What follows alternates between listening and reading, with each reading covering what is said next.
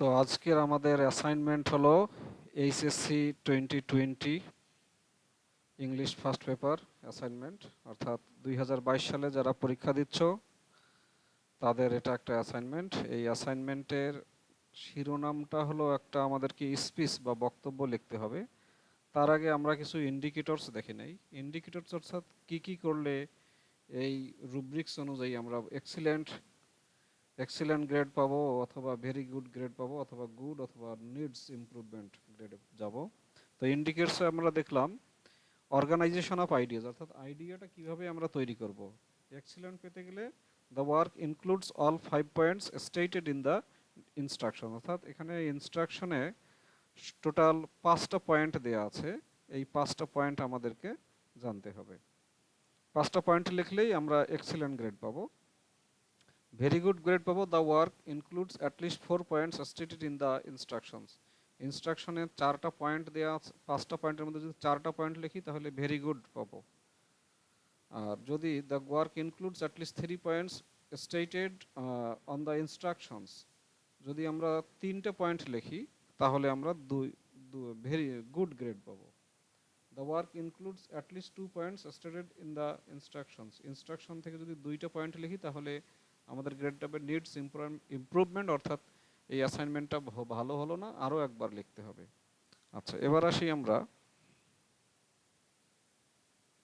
Vocabulary. কি ধরনের vocabulary বা শব্দভাণ্ডার ইউজ করব। Uses a wide range of vocabulary accurately without repetition, অর্থাৎ একই শব্দ বারবার ব্যবহার করা যাবে না, ভিন্ন ভিন্ন অর্থাৎ সিনোনিম অ্যান্টোনিমের ব্যবহারটা করতে হবে, তাহলে আমরা এক্সিলেন্ট গ্রেড পাবো। Uses an adequate range of vocabulary accurately with little repetition, খুব কম রিপিটেশন থাকবে এবং যথেষ্ট পর্যাপ্ত পরিমাণ ভোকাবুলারি থাকবে, তাহলে আমরা ভেরি গুড গ্রেড পাবো। আচ্ছা, গুড এবং নিডস ইমপ্রুভমেন্ট আর আমি পড়ে শোনাচ্ছি না। গ্রামার, আমরা কি গ্রামার ইউজ করলে এক্সিলেন্ট গ্রেড পাবো। অলমোস্ট আর ফ্রি ইন এভরি রেসপেক্ট, অর্থাৎ প্রত্যেকটা ক্ষেত্রে বাক্য, প্যারাগ্রাফ সব জায়গায় কোনো ভুল থাকা যাবে না। ভুল না থাকলে আমরা এই এক্সিলেন্ট গ্রেডটা পাবো।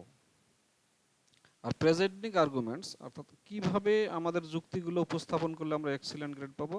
Excellent arguments to convince the audience, অর্থাৎ এমন করে আমরা আমাদের বক্তব্যটা দেব যেন সেটা খুবই চমৎকার হয় এবং যেন আমাদের দর্শকরা আমাদের কথাটা বুঝতে পারে, তাহলে আমাদের এক্সিলেন্ট গ্রেড পাবে।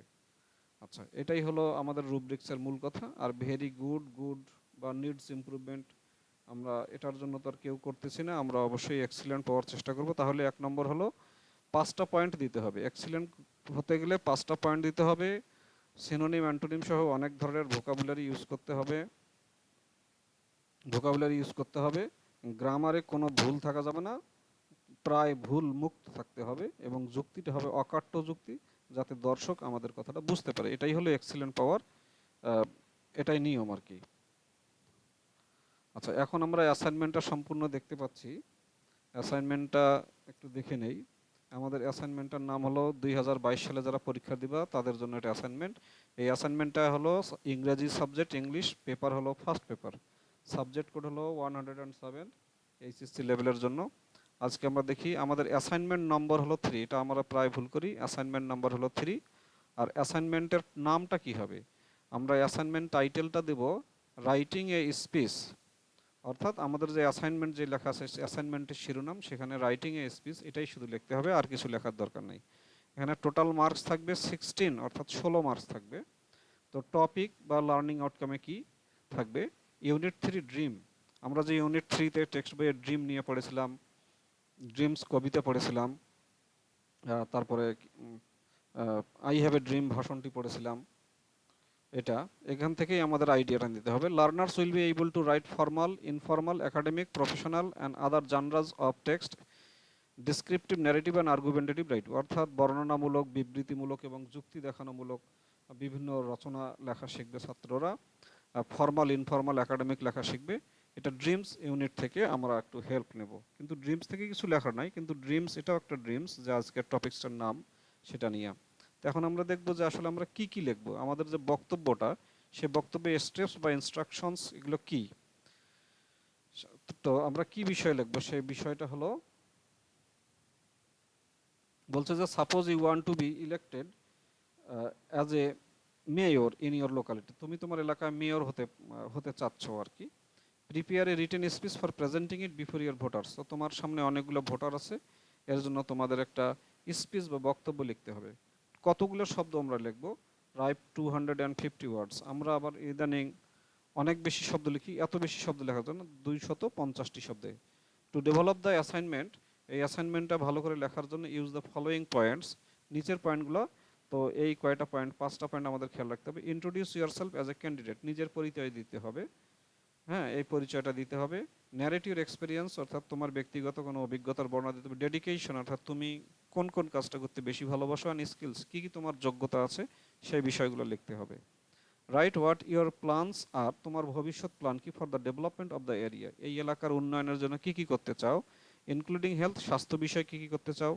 এই ক্ষেত্রে তোমরা যে হিউম্যান রাইটস লেসন, স্বাস্থ্য নিয়ে লিখতে পারো, এডুকেশন নিয়ে লিখতে পারো, এনভায়রনমেন্ট নিয়ে লিখতে পারো। কমিউনিকেশন, যোগাযোগ নিয়ে ইফ ইলেক্টেড, যে তুমি নির্বাচিত হলে কমিউনিকেশন যোগাযোগের ক্ষেত্রে কি করবা, পরিবেশ নিয়ে কি করবা, শিক্ষা নিয়ে, স্বাস্থ্য নিয়ে, সেটা লিখতে হবে। আর 4 নম্বরে লিখবে put down some arguments in favour of your candidature, তোমার প্রার্থীদের পক্ষে কিছু যুক্তি দেখাতে হবে, যে আমি এই কারণে এই প্রার্থী হতে চাই, এগুলো এর জন্য আমাকে ভোট ফর মি, আমার জন্য ভোট দিবেন। আর ইতে হলো closing statement requesting the readers to elect you, সবাইকে রিকোয়েস্ট করবা যে সবাই যেন তোমাকে নির্বাচিত করে। তাহলে এই 5টা পয়েন্ট লেখা খুবই জরুরি। 5টা পয়েন্ট না হলে এক্সিলেন্ট গ্রেডটা পাওয়া যাবে না।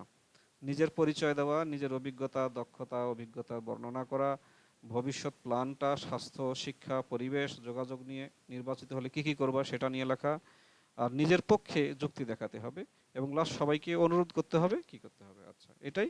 আর আমরা তো একটু আগে রুব্রিক্সটা দেখলাম যে এক্সিলেন্ট পেতে গেলে কি কি করতে হবে, কিভাবে আইডিয়াটা সাজাতে হবে, কোন ধরনের ভোকাবুলারি লিখতে হবে, গ্রামার কেমন হবে, এবং প্রেজেন্টিং। আচ্ছা এখানে আরেকটা জিনিস বলি, রিমার্কসগুলো দেখি, যে এক্সিলেন্ট পেতে গেলে এই টোটাল 13 to 16, অর্থাৎ 16 মার্কসের মধ্যে 13 থেকে 16 পেলে একটি এক্সিলেন্ট হবে।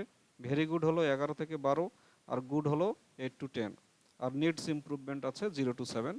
তো আমরা আসলে সবাই এক্সিলেন্ট পাওয়ার জন্য 13 to 16, টোটাল 16-র মধ্যে কমপক্ষে 13 মার্কস পেতে হবে, তাহলে আমাদের একটা এক্সিলেন্ট গ্রেড হবে। লেখার টেকনিকগুলো আরেকবার বলছি। 5টা পয়েন্ট, এখানে যে ABCDE 5টা পয়েন্ট দেওয়া আছে, ABCDE 5টা পয়েন্টে লিখতে হবে। ভোকাবুলারি হলো সিনোনিম অ্যান্টোনিমের ব্যবহার করতে হবে, একই শব্দ বারবার লেখা যাবে না। গ্রামার হলো প্রায় ভুল মুক্ত, 2-1টা ভুল থাকতে পারে কিন্তু ভুল মুক্ত হতে হবে। আর প্রেজেন্টেশন কিভাবে উপস্থাপন হবে, খুবই চমৎকার যুক্তি থাকতে হবে, যাতে আমরা দর্শকদেরকে কনভিন্স বা বোঝাতে পারি। তো এই হলো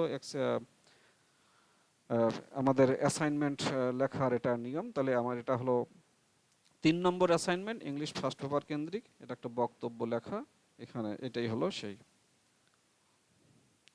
তো HSC 2022 সালের এই পরীক্ষার্থীদের ফার্স্ট পেপারের অ্যাসাইনমেন্ট এটাই। তাহলে আমাদের কমপক্ষে এখানে 13 বা 13 থেকে 16 পেতে হবে, তাহলে আমরা এক্সিলেন্ট গ্রেডটি পাবো। তো ধন্যবাদ সবাইকে, তোমরা সবাই লেখার সময় মনোযোগ দিয়ে লিখবে। আবার ধন্যবাদ। আচ্ছা এখানে আমাদের আবার বলছি এটা 3 নম্বর অ্যাসাইনমেন্ট, ইংলিশের এটা 3 নম্বর অ্যাসাইনমেন্ট, এটাই 3 নম্বর অ্যাসাইনমেন্ট হলো, এবং টপিকসের নামটা তো আমরা শিখলাম। তাহলে আর কথা না বাড়িয়ে সবাইকে ধন্যবাদ।